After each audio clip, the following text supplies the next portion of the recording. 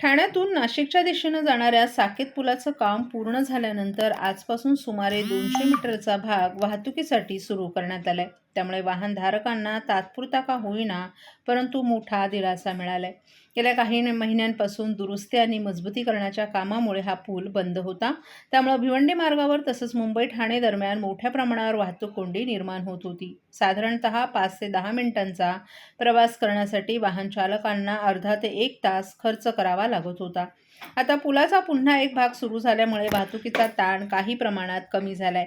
येत्या मे महिन्याच्या अखेरीस उर्वरित कामही पूर्ण होणार असल्याची माहिती प्रशासनाकडून देण्यात आली आहे. सर्व कामं पूर्ण झाल्यानंतर ठाणे मुंबई आणि ठाणे भिवंडी मार्गावरील वाहतूक कोंडी मोठ्या प्रमाणात कमी होईल असा दावा वाहतूक पोलिसांनी केला आहे.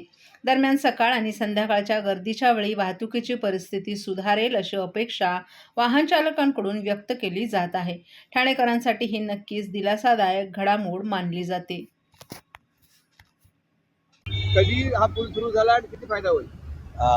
सर्वप्रथम MSRDC आणि नॅशनल हायवे अथॉरिटीचे अधिकारी आणि टीमचे अभिनंदन, त्यांना शुभेच्छा देखील की आता नुकताच आम्ही हा ब्रिज वाहतुकीसाठी सुरू करून देण्यात आलेला आहे. आता वाहनांची रेलचेल पण वाढलेली आहे. वाहनं देखील मोठ्या प्रमाणामध्ये नाशिकच्या दिशेने जोरात जात आहेत.